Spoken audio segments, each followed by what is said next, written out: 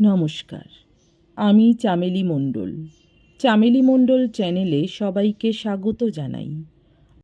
আজকে আমি বিশিষ্ট সাহিত্যিক মানিক বন্দ্যোপাধ্যায়ের লেখা অসহযোগী গল্পটি পাঠ করে শোনাবো আপনাদের। আশা করছি গল্পটি আপনাদের বেশ ভালো লাগবে। শুরু করছি আজকের গল্প অসহযোগী। রমেনের বাবা হর্ষনাথ ধনেশগঞ্জের মস্ত আড়তদার।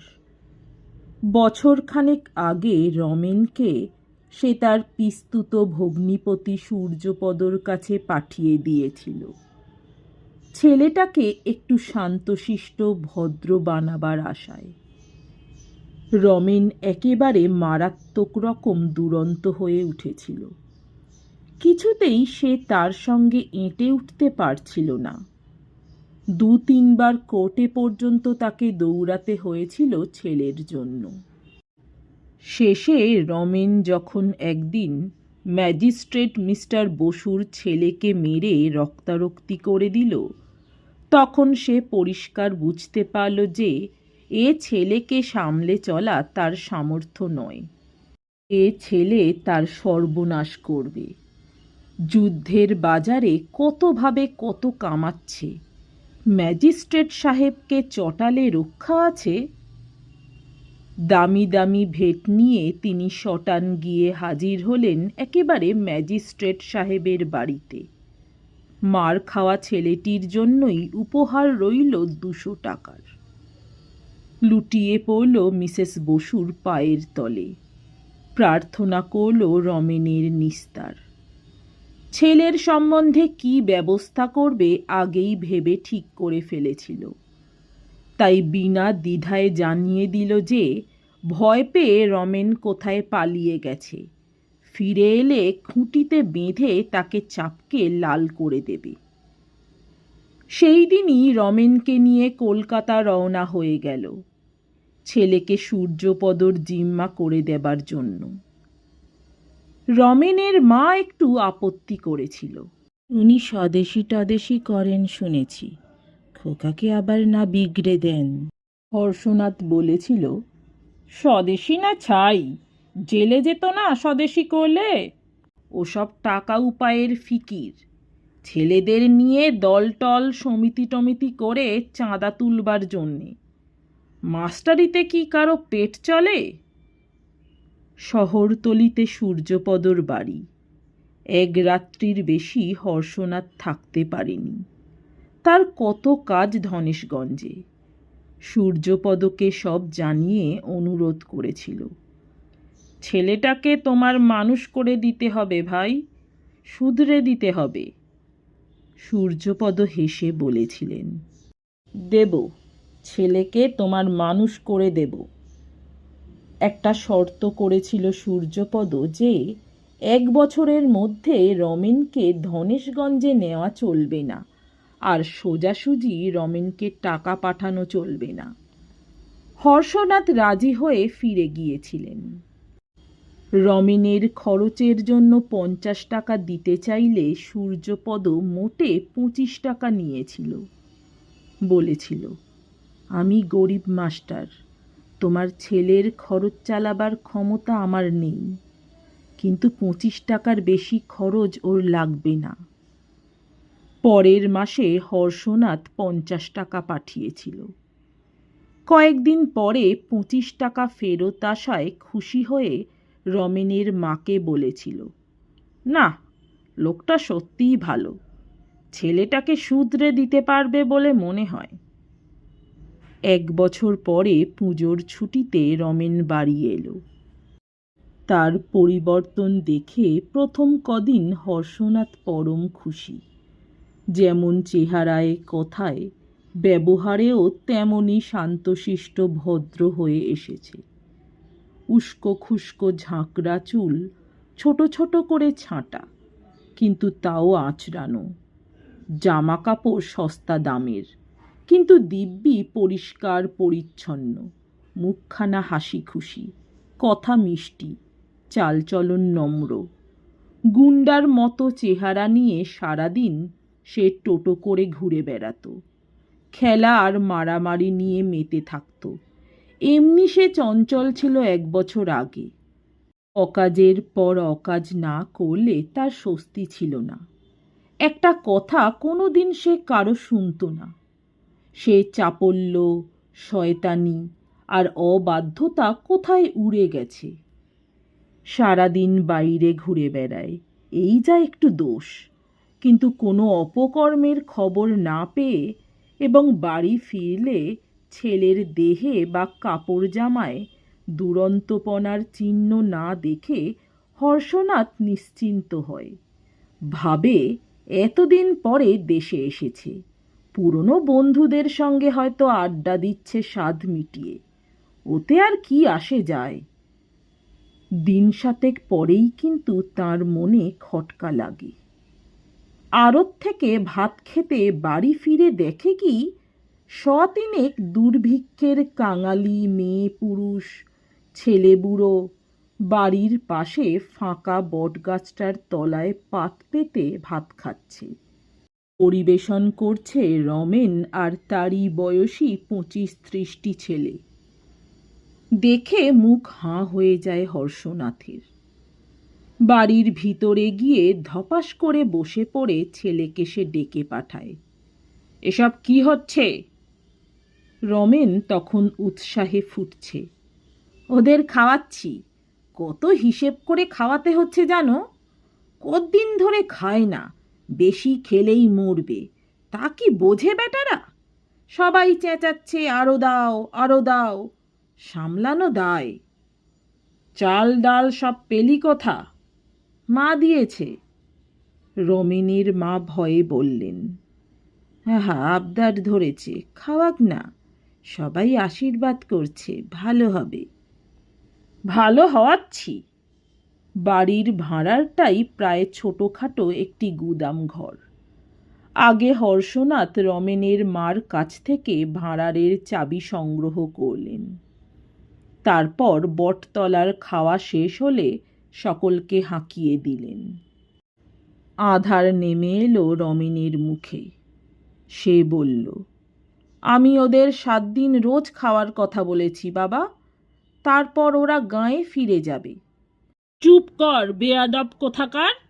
7 দিন ধরে খাওয়াবে? আমাকে ফতুর করার মতলব? দিন যায়। প্রতিদিন চারিদিকে অসহায় ক্ষুধিতের কান্না হুহু করে বেড়ে যেতে থাকে। রমেন আর হাসে না। খেতে বসে ভাত ছড়িয়ে উঠে যায়। দুধ পড়ে থাকে দুধের বাটিতে। সন্দেশ পিঁপড়েই খায়। হর্ষনাথ রাগ করে বলে, কি জ্বালা বাপু! কেন, হয়েছে কি? সবাই না খেয়ে মরে যাবে, তুমি কিছু করবে না বাবা? দিলাম যে 20 মণ চাল রিলিফে। 20 মণ? তোমার আড়তে হাজার হাজার মণ চাল রয়েছে। সবাই ছিছি করছে বাবা, সবাই আমায় ঘেন্না করছে তোমার ছেলে বলে। চুপ কর বেয়াদব কোথাকার! 2 দিন রমেনকে খুঁজে পাওয়া যায় না। রমেনের মা কেঁদে কেটে অস্থির হয়। মনে মনে যথেষ্ট শঙ্কিত হলেও হর্ষনাথ বাইরে মুখ গম্ভীর করে থাকে। রাগে ভয়ে দুশ্চিন্তায় তার মেজাজটা বিগড়ে। ভাবে রমেন ফিরলে মেরে তাকে আস্ত রাখবে না। 2 দিন পরে রমেন ফিরলে তার চোখের চাউনি দেখে 2টো ধমক দিতেও কিন্তু তার সাহস হয় না। কেমন এক খাপছাড়া অদ্ভুত দৃষ্টিতে রমেন আজকাল তার দিকে তাকাতে আরম্ভ করেছিল। দেখে তার কেমন ভয় ভয় করে। কোথায় গিয়েছিলি না বলে? অনাথবাবুর সঙ্গে 7 গাঁয়ে।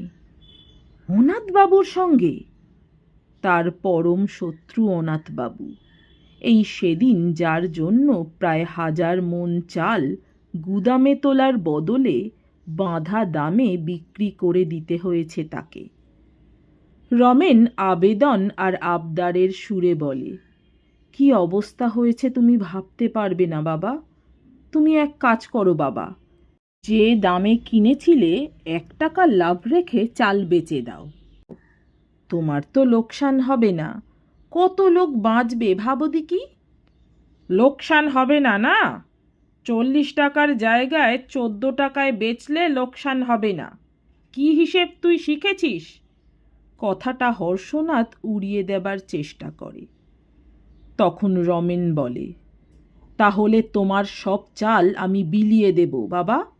আগে থেকে বলে রাখলাম, তোমায় আমি মানুষ খুন করতে দেব না। ছোট মুখে বড় কথা বলিসনি, থাবড়া খাবি। বলে রাখলাম, দেখো, ছেলে মানুষের হালকা কথা কে তা মনে রাখে। আড়তে তার কত লোকজন, গুদাম তালা বন্ধ, চাইলেই কি আর চাল বিলিয়ে দিতে পারবে রমেন? 50 জন বন্ধু আর অনাথবাবুকে সঙ্গে নিয়ে এলেও নয়। সেজন্য হর্ষনাথের ভাবনা হলো না। ছেলের পাগলামি দেখে মনটা শুধু খারাপ হয়ে গেল। কি কুক্ষণেই ছেলেকে মানুষ হতে পাঠিয়েছিল সূর্যপদর কাছে। এর চেয়ে ছেলেটা শয়তান গুন্ডা থাকাও ভালো ছিল। বয়স বাড়লে আপনি শুধরে যেত। দিন কতক পরে হর্ষনাথ ব্যবসার কাজে 3 দিনের জন্য বাইরে গেল। আড়তে বলে গেল, রমেন এসে গোলমাল করলে যেন ভালোভাবে শাসন করে দেওয়া হয়। একবার থানাটাও ঘুরে গেল। অনাথ কিভাবে তার ছেলের মাথা বিগড়ে দেবার চেষ্টা করছে জানিয়ে দেবার জন্য। পরদিন সকালে আড়তে ও আড়তের সামনে হইচই কাণ্ড শুরু হয়ে গেল। নিতাইচরণ আড়তের প্রধান কর্মচারী। বাবু নেই বলে আড়ত খুলতে লোক পাঠিয়ে নিজে একটু বেলা করে হেলতে দুলতে এসে দেখে কি প্রায় 100-5 লোক জমা হয়েছে আড়তের সামনে। তাড়াতাড়ি ভেতরে ঢুকে নিতাইচরণের চক্ষু স্থির। আড়তের যে কোণে 1000 টিন তেল ছিল পরশু পর্যন্ত, সেখানে মেঝেতে তেল আর ময়লার পুরু পাঁকের ওপরেই আড়তের সবাই বসে আছে। তফাতে হর্ষনাথের 2 নলা বন্দুক হাতে দাঁড়িয়ে রমেন। রমেনের সমবয়সী ছেলেতে আড়ত বোঝাই। আসুন নিতাই কাকা, গুদামের চাবিটা দিন তো। চাবি? চাবি কোথা পাবো? চাবি তোমার বাবার কাছে। তাহলে ওখানে গিয়ে বসুন, দরজা ভাঙতে হবে। রমেনের এক বন্ধু তার হাত ধরে নিয়ে গিয়ে তেল গাদায় ধপ করে বসিয়ে দেয়। রমেন বলে, এই বন্দুক নিয়ে একজনের ঠ্যাং খোঁড়া করে দিয়েছিলাম, মনে আছে তো? কেউ কোনো ফন্দি ফিকির চালাকি করবার চেষ্টা করবেন না, সত্যি সত্যি গুলি করব কিন্তু। সেইখানে দাঁড়িয়ে থেকে রমেন ওদের পাহারা দেয় সকাল থেকে সন্ধ্যা পর্যন্ত। 150 ছেলে গুদাম থেকে চাল বার করে বিতরণ করে। কাছে ও দূরের অনেকগুলি গাঁ থেকে হাজার হাজার লোক আসে চালের জন্য। রমেন গাঁয়ে গাঁয়ে ঢেঁড়া পিটিয়ে দিয়েছিল।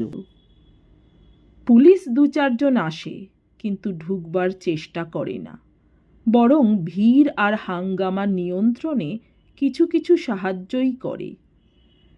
ভোরে রমেন নিজে গিয়ে থানায় খবর দিয়ে এসেছিল তার বাবা আজ চাল বিতরণ করবেন। এই মর্মে বড় কয়েকটা ইস্তাহারও আড়তের বাইরে টাঙিয়ে রেখেছিল। সন্ধ্যার সময় চাল শেষ হলো। খবর পেয়ে পরদিনই হর্ষনাথ ফিরে এলো। ছেলেকে সামনে রেখে গুম খেয়ে রইল। তার কান্না পাচ্ছিল। নমস্কার। আমার গল্প পাঠ ভালো লাগলে, আরও এমন গল্প শুনতে চাইলে অবশ্যই আমার চ্যানেলটি সাবস্ক্রাইব করে দেবেন। লাইক, কমেন্ট, শেয়ার করতে ভুলবেন না। অনেক ধন্যবাদ।